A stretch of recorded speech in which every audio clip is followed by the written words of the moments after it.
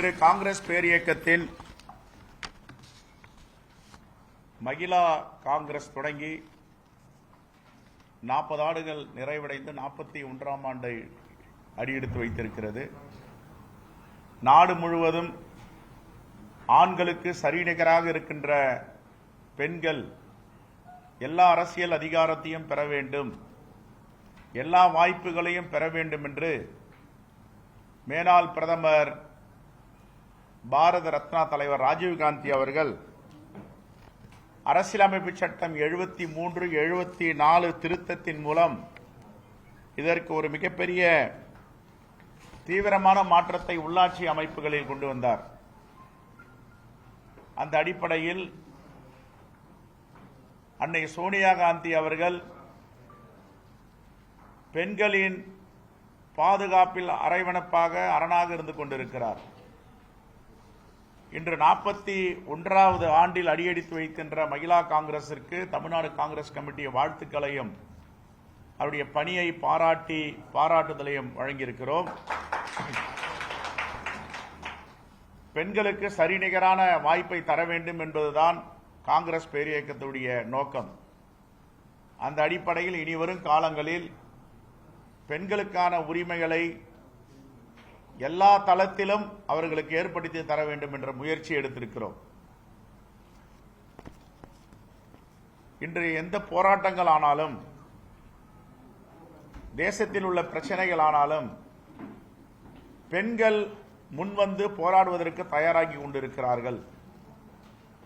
அதனால்தான் என்னவோ தெரியவில்லை, ஒரு சுதந்திர தின விழாவிலும் பிரதமர் அவர்கள் பெண்கள் பாதுகாப்பை பற்றி தொடர்ந்து பேசி வருகிறார்.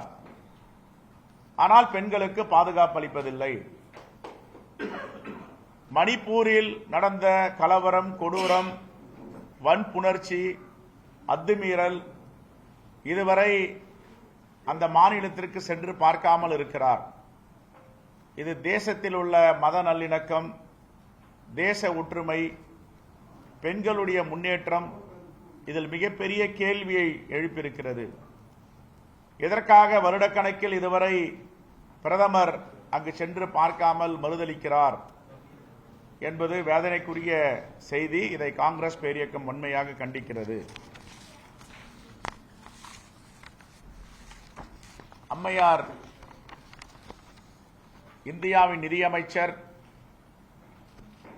திருமதி நிர்மலா சீதாராமன் அவர்கள் கடந்த 11/12ஆம் தேதி கோயம்புத்தூர் மாவட்டத்தில் சுற்றுப்பயணத்தை மேற்கொண்டார். அந்த சுற்றுப்பயணத்தில் என்ன நடந்தது? ஜிஎஸ்டி குறைத்திருக்கும் நாளில் எல்லோரையும் வரவைத்து குறை சொல்லுங்கள் என்று குறைகளை கேட்டுவிட்டு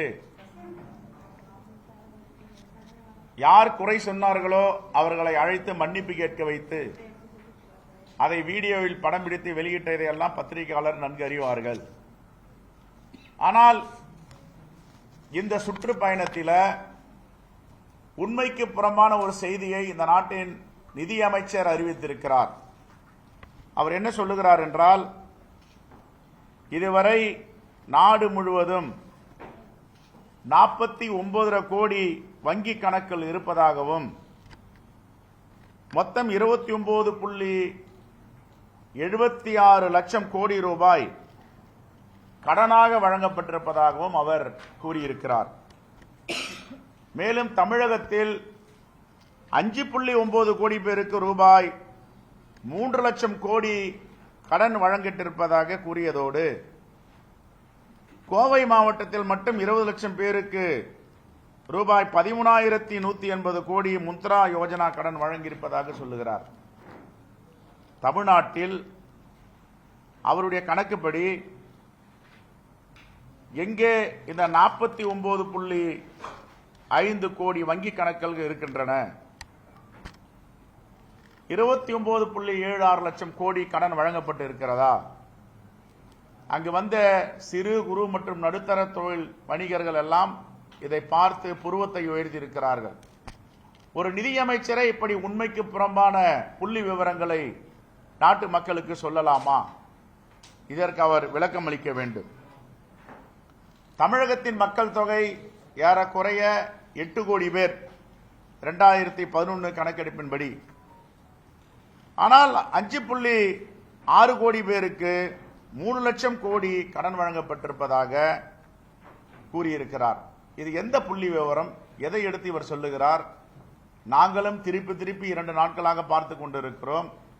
அவர் சொன்ன புள்ளி விவரங்கள் எந்த ஸ்டாட்டிஸ்டிக்ஸ் டிபார்ட்மெண்ட்லயும் இது மாதிரி இல்லை. ஏதாவது வாய்க்கு வந்த மாதிரி தமிழ்நாட்டு மக்கள் கிட்ட ஏதாவது சொல்லிட்டு போயிட வேண்டியது.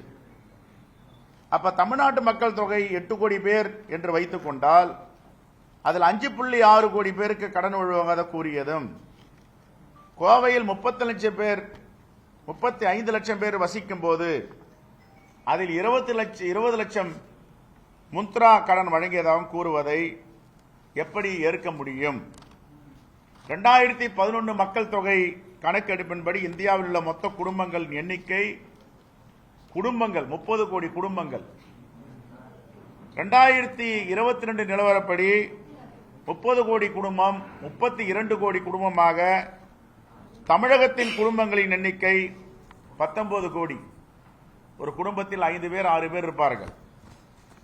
ஆனால் 2011 மக்கள் தொகை கணக்கின்படி கோவையில் 41.13 லட்சம் பேர் தான் இருக்கிறார்கள்.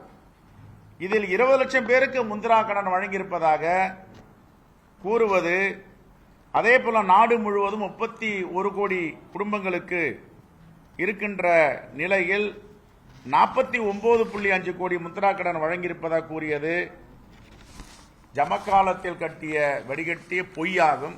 இந்த உண்மைக்கு புறம்பான செய்திக்கு மாண்புமிகு அமைச்சர் நிர்மலா சீதாராமன் அவர்கள் தமிழ்நாட்டு மக்களிடம் உண்மையான புள்ளி விவரங்களை அளிக்க வேண்டும். இதை நீங்க அறிக்கையாவும் நாங்கள் கொடுத்திருக்கோம். Right, next.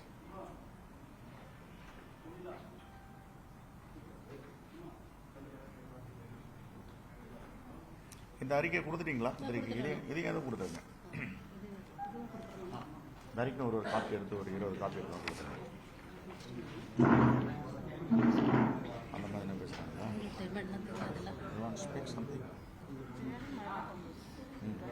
Talk about my language. English.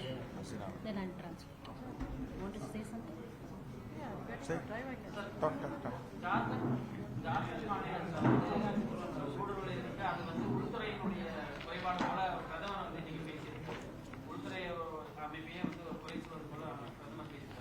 ஜார்க்கண்ட்ல ஊடுருவல்கள் ஜாஸ்தி இருக்கு, வன்முறைகள் அதிகம் இருக்குது. இதுக்கு உள்துறையினுடைய செயல்பாடு மிக மோசமா இருக்கிறது போல ஒரு கருத்து சொல்லியிருக்காரு. பிரதமரே சொல்லியிருக்காரு. மணிப்பூர்ல நடக்கும் பிரச்சனைகளுக்கெல்லாம் வெளிநாடு சக்திகள் அங்கு ஆக்கிரமித்திருக்கின்றன சொல்லுகிறார். இவர் ஆட்சிக்கு 10 ஆண்டுகளுக்கு மேல் ஆகிறது. 3ஆம் முறையும் ஆட்சி செய்து கொண்டிருக்கிறார், கூட்டணி ஆட்சி. எதற்காக வெளியுறவு தொடர்புகளையும் வெளியுறவு கொள்கைகளையும் வெளிநாட்டு சக்திகள் இந்திய நாட்டுக்குள் ஊடுருவதை தடுக்க முடியவில்லை? அப்படி தடுக்க முடியவில்லை என்றால் உள்துறையின் தோல்வி வெளியுறவுத்துறையின் தோல்வியாகத்தான் கருத வேண்டும். அவருடைய தோல்வியை அவரே ஒப்புக்கொள்ளுகிறார் என்பதுதான் இதற்கு அர்த்தம். அது ஜார்க்கண்டுக்கும் பொருந்தும்.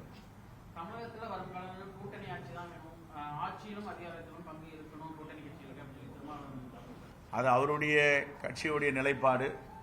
எங்க கட்சியுடைய நிலைப்பாடு எதுவாக இருந்தாலும் பாலிசி மேட்டர்லாம் அகில இந்திய தலைமை தான் சொல்லுங்க. All India Congress committee will decide. Thank you.